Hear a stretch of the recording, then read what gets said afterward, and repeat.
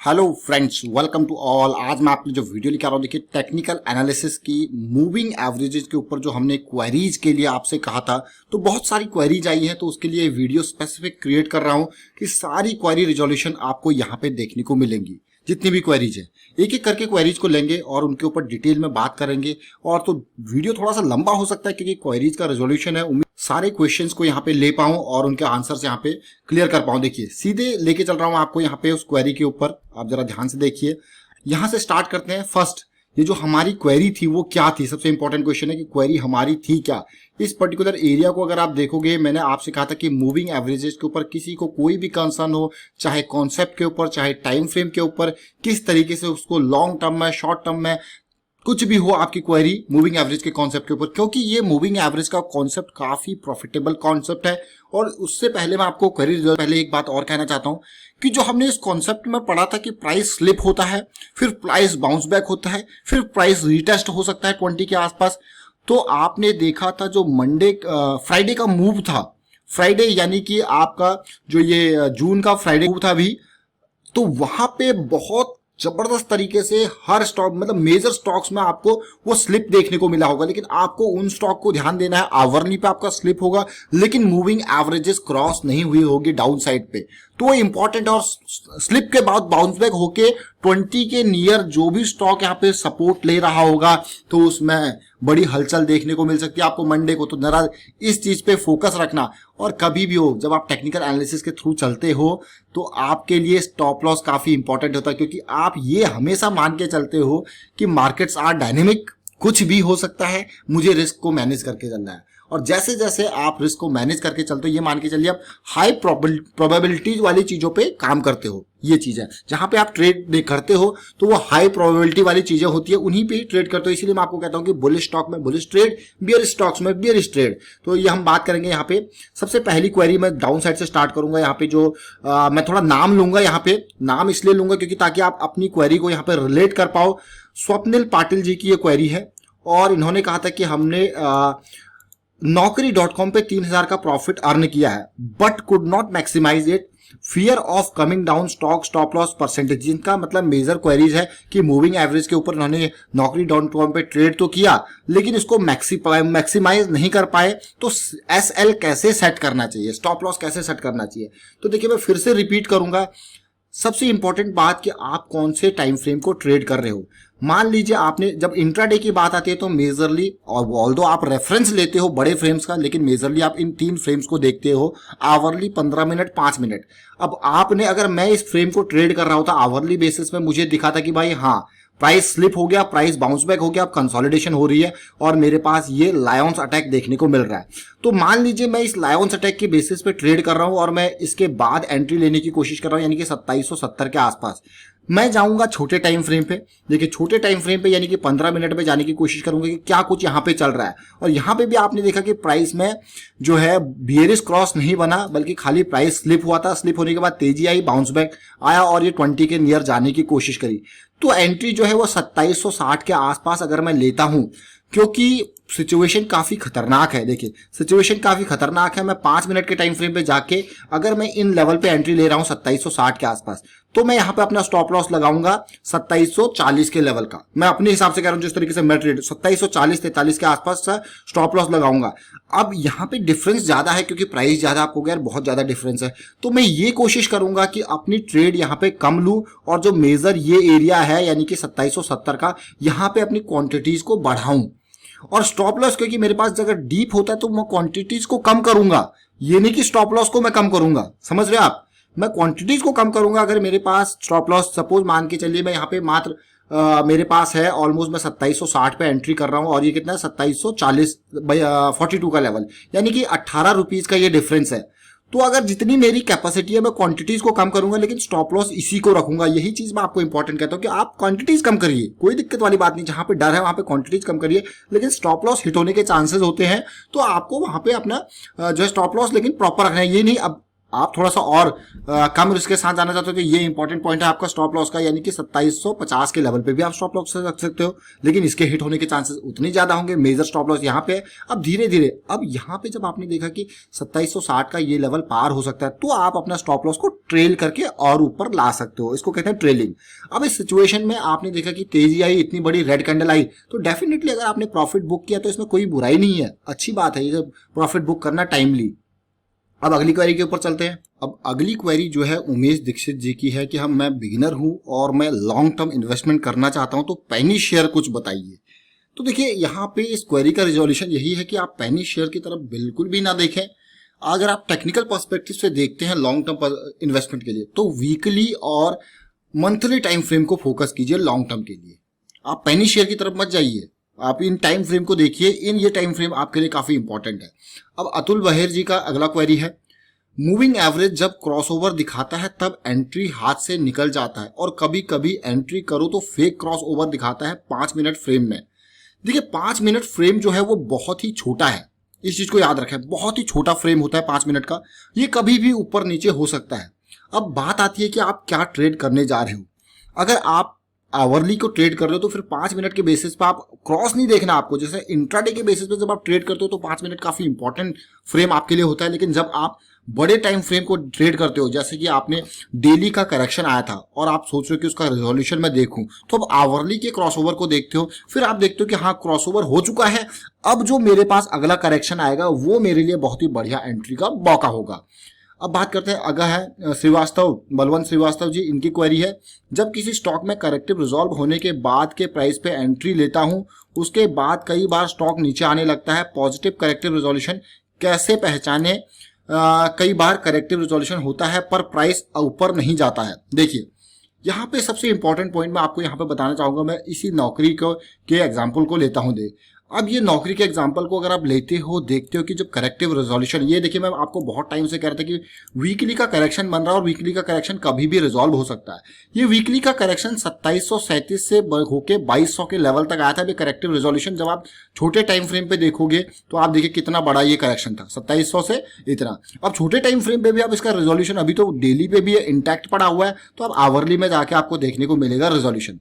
अब ये देखिए ये पूरा का पूरा डाउन साइड गया, करेक्टिव रिजोल्यूशन, ये इंपॉर्टेंट पॉइंट, ये रिजोल्यूशन हुआ, ये धीरे धीरे आपको पता लगे कि हाँ भाई अब जाके पॉजिटिविटी आए और पॉजिटिविटी भी लायंस अटैक के साथ। हाँ यहां से आप टेस्ट पोजीशन ले सकते हो, लेकिन कंप्लीट इंपॉर्टेंट करेक्शन रिजोल्यूशन होता है कि अब तेजी आ चुकी है, अब एक जो करेक्टिव बना, ये इंपॉर्टेंट पॉइंट आपके लिए है। देखिए ये धीरे धीरे पॉजिटिव पॉइंट और कंप्लीट करेक्शन, जब आप पूरा का पूरा सिचुएशन, जैसे क्योंकि इसके बारे में मैं बहुत टाइम से बता रहा था कि आपका करेक्शन बनने वाला है, करेक्शन का रिजोल्यूशन होने वाला है, तो ये चीजें देखिए आप। उससे पहले अगर आप देखोगे पूरा का पूरा 14 मई के बाद जो बड़ी करेक्शन आई थी, ये हुआ, बिल्कुल डाउन आया, फिर से तेजी आई, फिर करेक्शन आया और आपने देखा होगा यहाँ पे बियरिश क्रॉस जो है बनके आपके लिए तैयार हो गया, फिर बहुत जल्दी ये बुलिश क्रॉस में कन्वर्ट हो गया। बट अगर आपने टाइम पे एंट्रीज ली होती है इसमें तो आपका स्टॉप लॉस डीप होता। डिपेंड करता है कि आप कैसे टाइम फ्रेम के हिसाब से ट्रेड कर रहे हो।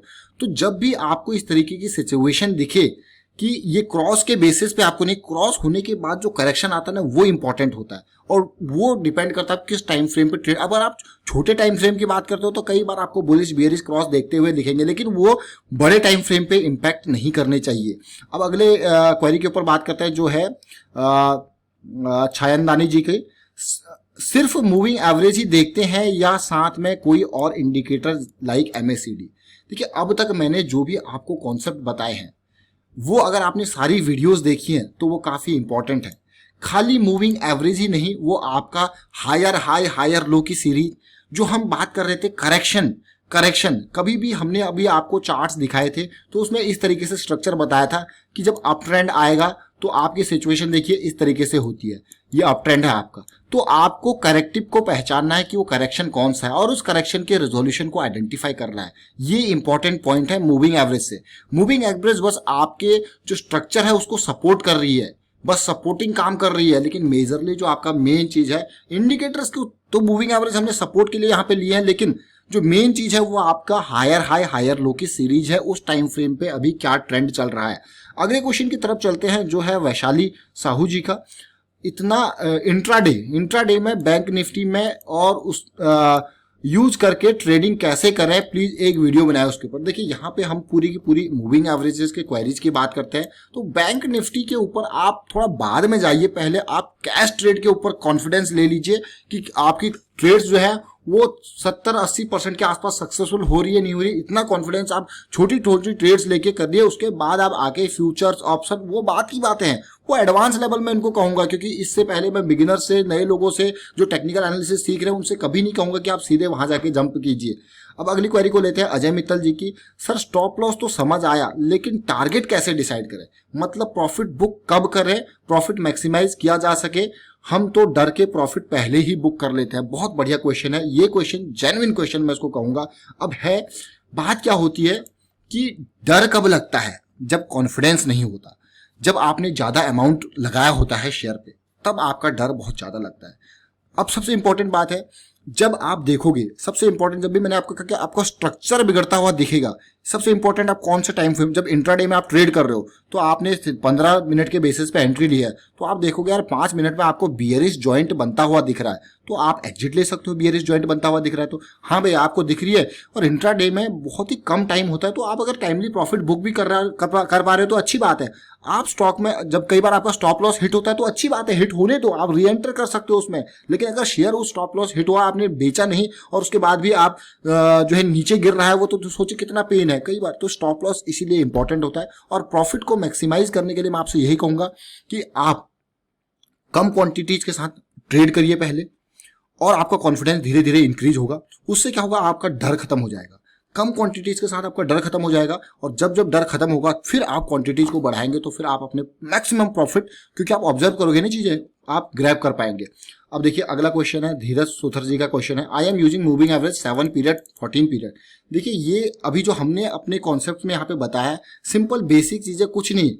जीरोधा में ट्रेड के लिए चार्ट में ईएमए नहीं शो होता है। देखिए क्यों नहीं शो होता है, हम क्लियरली ईएमए लगा के बैठे होते हैं। ये देखिए ये मूविंग एवरेजेज ही हैं जितनी भी हैं, कोई भी चार्ट उठा लीजिए आप, ये देखिए पूरा का पूरा मूविंग एवरेजेज है। बस आपको कहाँ जाना है, इंडिकेटर्स में जाना है, और ये देख लीजिए आप मूविंग एवरेज को सर्च करोगे, मूविंग एवरेज, ये देखिए ये मूविंग एवरेज एक्सपोनेंशियल, इसी को ईएमए कहते हैं, मूविंग एवरेज एक्सपोनेंशियल। उम्मीद करता हूं आपकी क्वेरी क्लियर हो गई होगी यहीं पे ही। तो ये शो करता है, तो इसको लगाइए आप 20-50 हर टाइम फ्रेम में, और देखिए क्या हो रहा है, काफी इंपॉर्टेंट है ये।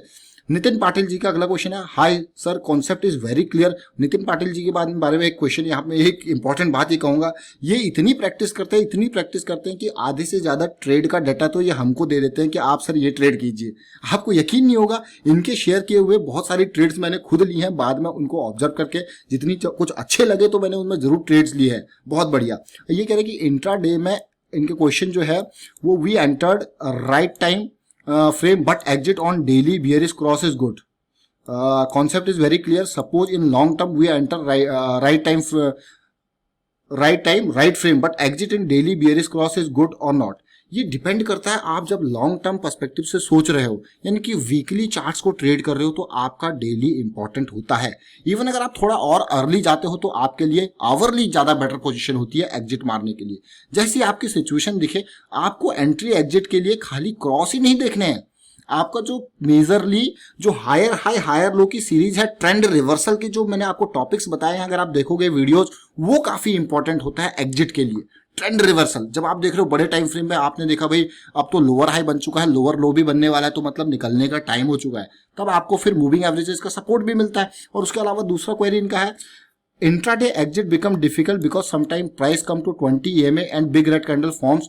आई thought it will go up to 20 EMA. Today I experienced the same in granules and profit got shrank. तो ये बहुत बढ़िया आपका ये क्वेरी है। देखिए इंट्राडे में जो मैं करता हूं, मैं ये करता हूं कि अगर मुझे अगर मेरा जब मैंने एंट्री ली है, वो जब आपका मैं यहाँ पे आपका ग्रेन्यूल्स का ही बात कर लेता हूँ, ग्रेन्यूल्स के हिसाब से बात कर लेते हैं ताकि आपकी क्वेरी रिजॉल्व हो जाए। देखिए ग्रेन्यूल्स के हिसाब से आपने बात करी कि 20 EMA। देखिए इंट्राडे में जब भी बात आती है तो 15 मिनट और 5 मिनट काफी इंपॉर्टेंट होता है। अगर आपने इसमें एंट्री ली भी होती ग्रेन्यूल्स में, देखिए, और आप सोच रहे हो कि 20 EMA के पास आएगा स्टॉक, और 5 मिनट के हिसाब से देखते हैं और आपका स्टॉप लॉस हिट होगा या नहीं होगा। ये देखिए आप बहुत तेजी से, जब स्टॉक काफी तेजी से भागता है तो कई बार वो तेजी से डाउन आने की भी कोशिश करता है, प्रॉफिट बुकिंग हो जाती है। और अगर आप देखते हो कि हाँ भाई मान लीजिए मैंने यहाँ पे एंट्री ली होती ऑलमोस्ट 204 के लेवल पे, मेरा स्टॉप लॉस था 200 का। एंट्री लेने के बाद ये तेजी से भागा, ये नीचे भी आया, लेकिन अभी तक ये मजबूत स्थिति दिख रही है, एक बार भी ये नीचे इस लेवल तक नहीं आया। यहाँ पे कोशिश करी इसने कि 20 EMA को टच करेगा और फिर इसमें तेजी आ गई। तो अगर आप इंट्राडे बेसिस पे कभी एज्यूम कर रहे हो कि आपका बियरिश क्रॉस बन रहा है, इस चार्ट को देखिए, इसने लो बनाया फिर हायर हाई बना दिया, फिर हायर लो बनाया फिर हायर हाई बना दिया। इस बार भी अगर आप देखोगे तो इसकी सीरीज में हायर लो ही है, हायर हाई ही है, अभी तक चीजें चेंज नहीं हुई है, यानी कि लोअर लो नहीं बना है। तो ये इंपॉर्टेंट पार्ट है, आपको हायर हाई हायर लो की जो सीरीज है उसको 5 मिनट के टाइम फ्रेम पे देखिए कि आपकी चीजें गड़बड़ तो नहीं हो रही है। जैसे यहाँ पे देखिए, हाई बनाया, लो बनाया, लोअर हाई बनाया और लोअर लो तोड़ दिया, तो मतलब अब यहाँ पे आप निकल सकते हो, कोई दिक्कत वाली बात नहीं है। आपको टाइमली प्रॉफिट भी बुक करना है और जल्दी प्रॉफिट बुक करना है, तो उसके लिए आप बियरिश जॉइंट देखिए, 5 मिनट के टाइम फ्रेम पे आपको बियरिश जॉइंट बनता हुआ दिख रहा है, तो भाई निकलने के अच्छा है। आप प्रॉफिट को सेव करिए, ये भी तो देखिए, प्रॉफिट सेव करना भी, उसको बचाने भी काफी इंपॉर्टेंट है। और इंट्राडे बहुत छोटा टाइम फ्रेम होता है। सत्या जायसवाल जी की क्वेरी है, I have joint technical analysis, इनके लिए वीडियोस की लिस्ट शेयर कर दी है। For intraday trading what should be the time frame. मैं फिर से रिपीट करूंगा, ललित जगपत जी का ये क्वेश्चन है। क्वेश्चन ये है, जो भी आप कर रहे हो इंट्राडे में 60 मिनट को देख के, अगर आप लायंस अटैक ट्रेड कर रहे हो तो 60 मिनट को आप लायंस अटैक देखिए, और entry exit 15 minute 5 minute frame पे उनकी मूविंग एवरेजेस के हिसाब से देख सकते हो, वो काफी इंपॉर्टेंट है। इंट्राडे के लिए 60 मिनट 15 मिनट 5 मिनट आप बहुत बेस्ट टाइम फ्रेम होता है, वही टाइम फ्रेम बहुत जबरदस्त। अब पंकज कुमार जी का मूविंग एवरेज कॉन्सेप्ट कि हमें 1 आवर 15 मिनट 5 मिनट तीनों में बुलिश और बियरिश क्रॉसओवर होना चाहिए जैसे हम किसी स्टॉक में। ये जरूरी नहीं है, 5 मिनट आपका पॉजिटिव में आ सकता है। हाँ, आपका आवरली जो है वो पॉजिटिव है तो आपके फेवर में ट्रेड है, और कोशिश तभी कीजिए कि आवरली आपका बुलिश में है तो ही आप ट्रेड लेने की कोशिश करें, क्योंकि बुलिश ट्रेड लेने की कोशिश करें। क्यों? क्योंकि आप 15 मिनट 5 मिनट उसके हिसाब से आप देखोगे कि आवरली तो पॉजिटिव है अब 15 मिनट के हिसाब से, लेकिन अगर आपका आवरली चेंज हो रहा है, मान लीजिए अभी आवरली आपका पॉजिटिव में है, जब स्टॉक पीक पे होता है तो सबसे पहले 5 मिनट नीचे जाने की कोशिश करता है, और अगर आप 5 मिनट में कोशिश कर रहे हो ट्रेड लेने की तो 15 मिनट में क्रॉस बन जाए, बियरिश क्रॉस बन जाए, तो फिर आप 5 मिनट के हिसाब से ट्रेड लीजिए। जो आपका प्राइस स्लिप और रिटेस्ट का कॉन्सेप्ट मैं आपको बताता हूँ, एक बार क्रॉस बन जाता है तो वो प्राइस एक बार स्लिप हो जाएगा, जंप करके स्लिप हो जाएगा, फिर वो रिटेस्ट करने की कोशिश करेगा 20 EMA के हिसाब से, तो वो काफी इंपॉर्टेंट पॉइंट है। और अक्षय कुमार जी का ये क्वेश्चन है, आई एम अ बिगिनर, इनके लिए पूरी की पूरी make a video on moving averages. देखिए पूरी वीडियो सीरीज ऑलरेडी तैयार है, इनके कमेंट में मैंने आपको ऐड कर दी है पूरी की पूरी प्लेलिस्ट की। Time frames for option trading. ठीक है, ऑप्शन ट्रेडिंग की अभी हमने यहाँ पे कोई बात नहीं करी है। ऑप्शन ट्रेडिंग में एक आपका इंट्रिंसिक वैल्यू, टाइम वैल्यू जो होता है वो एक काफी इंपॉर्टेंट फैक्टर होता है, उसको ध्यान रखें। और ऑप्शन में अगर आप ट्रेडिंग करना चाहते हो तो ऑप्शन में selling is the most important part. Option buying में आप देखोगे कि तो आपका टाइम वैल्यू जो होती है ना वो गिरती रहती है और काफी लॉस होता है। ये मूविंग एवरेजेस के हिसाब से नहीं है, इसको बाद में देखेंगे, लेकिन अभी आप देखिए यहाँ पे हम नॉर्मल कैश ट्रेड्स की बात कर रहे हैं। और छयन रानी जी का अगला क्वेश्चन है, beginner I am basic where can I find, ये इनको वीडियो सीरीज दे दी गई है। Can you make video on crude oil for intraday. Again मैं इनको सेम कहूंगा कि क्रूड ऑयल के ऊपर भी बात, जैसे आप कह रहे हो तो फ्यूचर्स है, फ्यूचर्स में भी बिल्कुल उसी तरीके से आपको 15 मिनट 5 मिनट और 1 आवर के कॉन्सेप्ट को आप देखिए, काफी इंपॉर्टेंट वो कॉन्सेप्ट आपको यहाँ पे भी फिट बैठेगा। और नित्यानंद जी का ये क्वेश्चन है, trying various chart of moving average cross, thanks for explaining the concept, what do you make out of the concept in situation like ITC chart in daily bullish moving average। इनका example है ITC के ऊपर, top higher bottom different period chart shows different picture monthly in down trend. हाँ, ये बहुत important question है। देखिए अब ये जब चार्ट को आप देखते हो तो सबसे पहले मैंने एक वीडियो बनाया था कि आइडेंटिफाई योर गोल्स, आप क्या करना चाहते हो। जब आप अपने गोल्स को आइडेंटिफाई करोगे उसके बेसिस पे आप ट्रेड लोगे। फिलहाल आप देखिए मंथली पूरा का पूरा जो है बियरिश क्रॉस में बैठा है, वीकली की सिचुएशन अगर आप देखोगे तो ऑलरेडी बियरिश क्रॉस में बैठा हुआ है, और यहाँ पे लास्ट टाइम पे भी ये वीकली देखे टच करके 50 EMA स्ट्रॉन्ग जो है रेजिस्टेंस का काम करता है। अभी भी ऐसा लग रहा है कि प्राइस स्लिप हुआ है और नीचे आने की कोशिश करेगा। हायर हाई की सीरीज स्टार्ट हो रही, देखिए हायर हाई भी बना, हायर लो भी बना, और मैं हमेशा कहता हूँ कि तेजी के बाद एक करेक्शन की रिक्वायरमेंट होती है।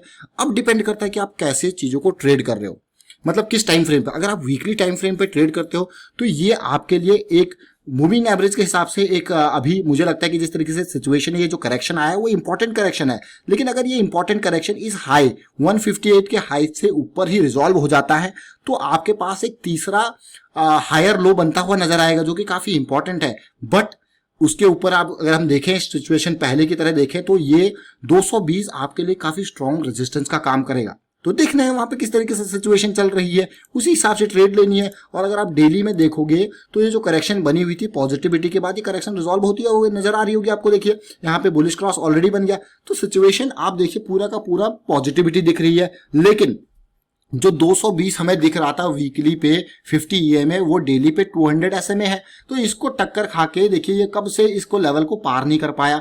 तो ये इंपॉर्टेंट है। अभी के टाइम पे आप ट्रेड ले सकते हो, लेकिन यहाँ पे 220 के आसपास आपको ध्यान रखना पड़ेगा, ये चीज है। तो करेक्शन रिजोल्यूशन होती है। अब देखिए करेक्शन रिजोल्यूशन अगर आप देखोगे आवरली पे अभी तो बियरिश क्रॉस बना हुआ है, यानी कि नेगेटिव पे करेक्शन रिजोल्व नहीं हुआ डेली वाला। तो ये इंपॉर्टेंट पॉइंट है। अब चलते हैं अगली क्वेरी के ऊपर। तो आपको सबसे पहले यहां पे मैं इनसे कहूंगा कि आपको ये देखना है, अगर आप वीकली पे ट्रेड कर रहे हो, वीकली टाइम फ्रेम पे 15 मिनट 5 मिनट का व्यू अगर आपको देखना है तो वो इंट्राडे के लिए है मेजरली। वीकली का व्यू अगर आप देखते हो तो आपके लिए डेली और आवरली इंपॉर्टेंट होता है।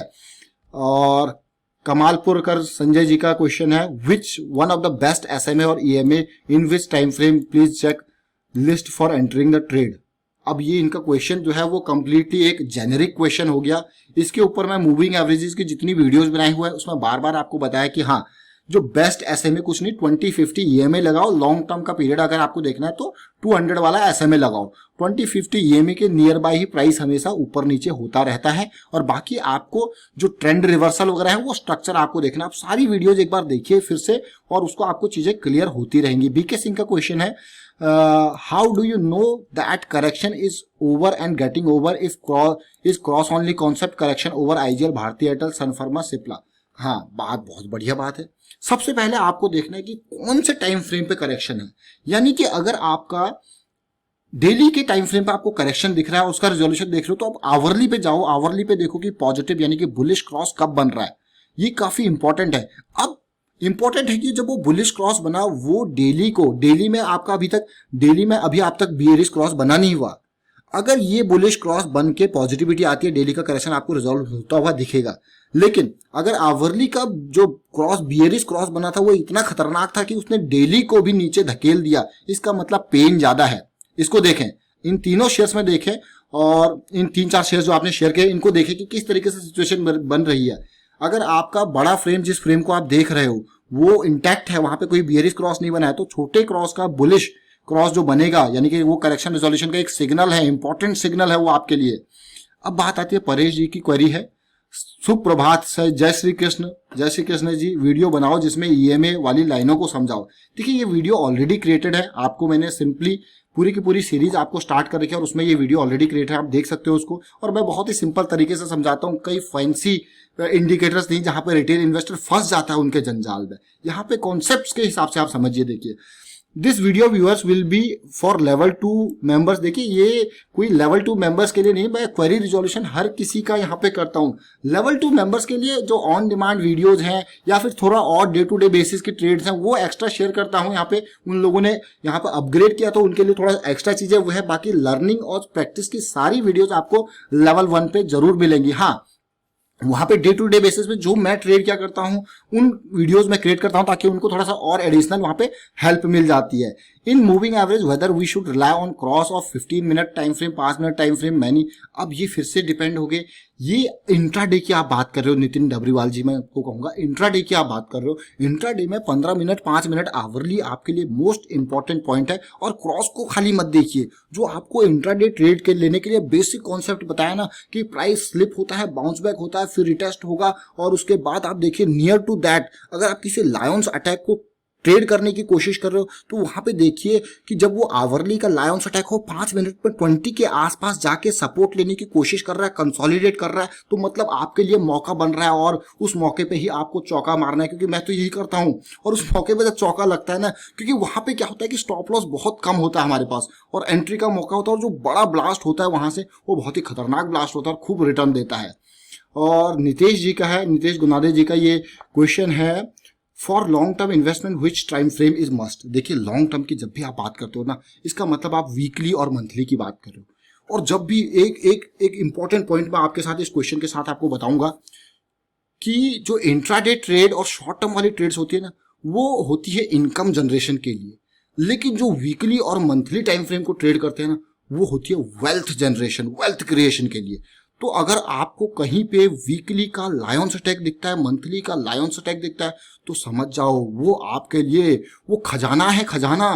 वो बहुत ही इंपॉर्टेंट चीज है, वीकली का लायंस अटैक। आप देख सकते हो पास्ट में, मैं आपको दिखाऊंगा, मैं बहुत सारे लोगों को वो चीज आपको बताने की फिर से कोशिश करूंगा। वीकली के लायंस अटैक में जितना प्रॉफिट होता है ना, वो किसी और चीज में नहीं होता, वो वेल्थ जनरेशन है। मैं वीकली टाइम फ्रेम पे लेके जा रहा हूं आपको, देखिए ये देखिए, ये लायंस अटैक देखिए वीकली का 1235। इसके बारे में कई बार हमने बात की, रिलायंस इंडस्ट्रीज का शेयर है खतरनाक। उसके बाद फिर से ये सिचुएशन बनी, मैंने आपको दोबारा बताया था 1490 के आसपास रिलायंस इंडस्ट्री, आप पुराने वीडियोस देख सकते हो, क्या ब्रेकआउट आया खतरनाक। ये वेल्थ जनरेशन वाली देखिए क्या रिटर्न आपको मिलता है, 1-2 हफ्ते में ही खूब माला माल कर देता है ये। यही नहीं, बहुत सारे शेयर्स ऐसे हैं। तो इसीलिए मैं आपको कहता हूं कि वीकली लायंस अटैक पे मेजर फोकस रखा करो। आप समझ गए होंगे मैं क्या कहना चाहता हूं यहाँ पे। और हफ्ते 2 हफ्ते के अंदर माला माल कर देता है ये वीकली टाइम फ्रेम और आवरली टाइम फ्रेम।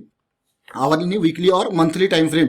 मंथली में थोड़ा ज्यादा टाइम लगता है, वीकली टाइम फ्रेम में अगर आपको आपका गोल अचीव हो गया 1-2 हफ्ते के अंदर तो और भी बढ़िया है, लेकिन इसमें थोड़ा टाइम ज्यादा लगता है क्योंकि वीक पूरा 5 दिन आपके 5 ट्रेडिंग डे पूरा लग जाता है। अब अगला क्वेश्चन है यहाँ पे, please let us know entry exit point of stocks a bit confused and suggest 5 best stock. देखिए एंट्री पूरी, अगर सूर्य प्रताप जी अगर आपने अब तक पूरी टेक्निकल एनालिसिस की सीरीज देख ली होती तो आपको अभी तक एंट्री और एग्जिट पॉइंट पूरे क्लियर हो जाने चाहिए। अगर नहीं है, देखिए जैसे आपने क्वेरी रेज की, जब भी मैं आप वीडियो जो क्रिएट करता हूं, मैं यहाँ पे एग्जिट, मैं सोचता हूँ कि आप इन चीजों को प्लान करो, क्योंकि entry exit depends on your observation, your experience. मैं कुछ अलग, जैसे मैंने आपको, अगर आपने लायंस अटैक के वीडियोस देखे होंगे सारे, तो मैंने आपको उसमें 3 तरीके की 4 तरीके की एंट्री बताई है।